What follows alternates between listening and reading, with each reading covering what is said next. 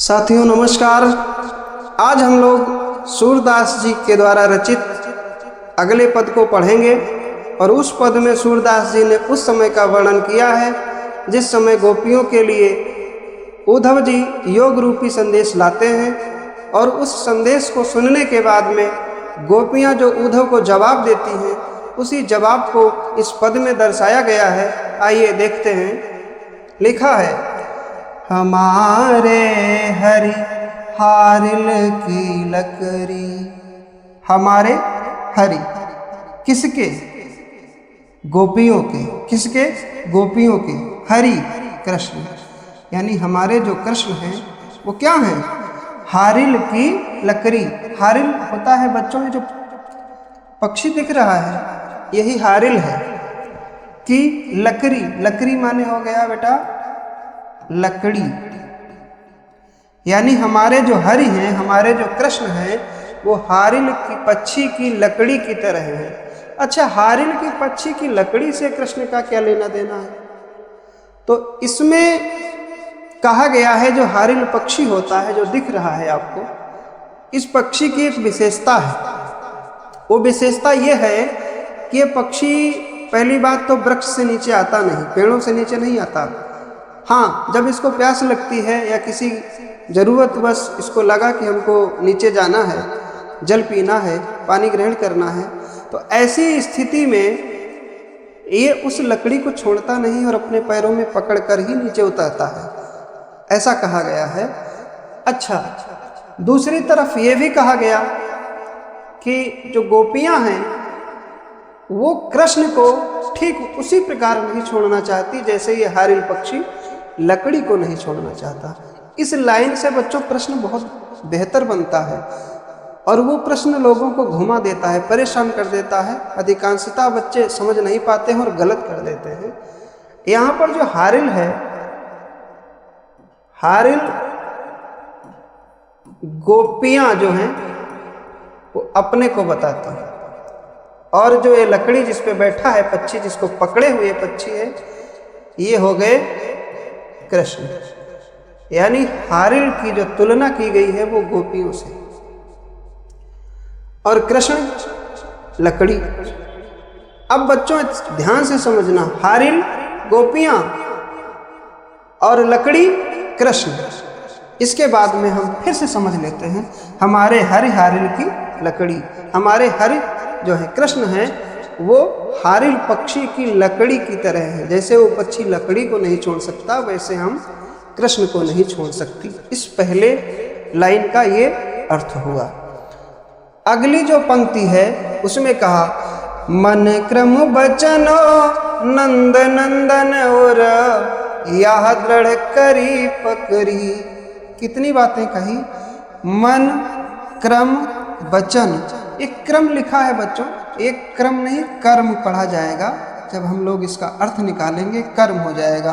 तो एक हो गया मन, दूसरा हो गया कर्म और तीसरा हो गया वचन। यानी मन क्रम और वचन से नंद नंदन, यानी नंद के नंदन कौन हुए? कृष्ण। उर माने होता है हृदय, यह दृढ़ कर पकड़ी, यानी भगवान कृष्ण को हमने मन क्रम वचन से अपने हृदय में धारण किया हुआ है, उनको मजबूती से अपने दिल में बसाया हुआ है। ये कभी कभी पूछा जाता है कि गोपियों ने कृष्ण को अपने हृदय में कैसे बसा रखा था, मन से, कर्म से या वचन से या इन तीनों से, ऐसा पूछा जाता है। इसलिए याद रखना मन, कर्म और वचन, ठीक है। अगली पंक्ति है, जागत सोवत स्वप्न दिवस निसी कान्ह कान्ह जकरी। यानी जागत जागते हुए, सोवत सोते हुए, स्वप्न स्वप्न में, दिवस दिन में, निशी रात में, कान्ह कान्ह जकरी।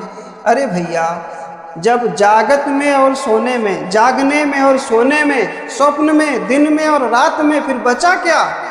तब आगे कहा कान्ह कान्ह जकरी। मैं पूरे समय दिन रात स्वप्न और जागते और सोने में हर समय में कृष्ण का नाम कान्हा कान्हा जकरी जपती रहती हूँ, उन्हीं का नाम का गुणगान करती रहती हूँ, उन्हीं की यादों में मैं मस्त रहती हूँ।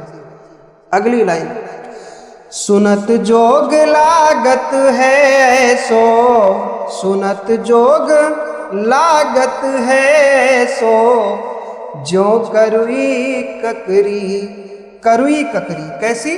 करुई ककरी माने ककड़ी होती बच्चों, ककड़ी सब लोग जानते होंगे।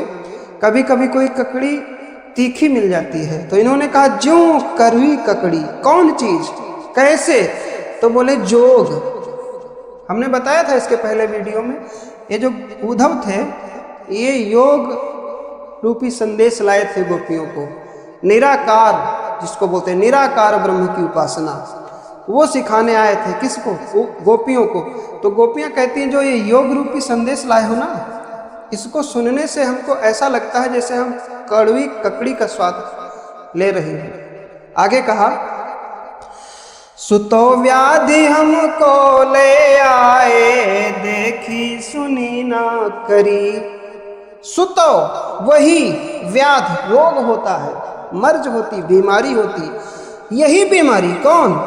योग रूपी जो बीमारी है, निराकार ब्रह्म की जो आप हमको साधना सिखा रहे हैं, वो वाली बीमारी हमको ले आए। हमारे लिए लाए हो ना, ऐसा संदेश हमारे लिए लाए हो, क्योंकि मैं तो कृष्ण के प्रेम में मग्न हूं और ये हमको संदेश सुनाने आए हो। देखी सुनी न करी, जिसको मैंने देखा सुना और ना तो मैं इसके बारे में कुछ जानती हूँ।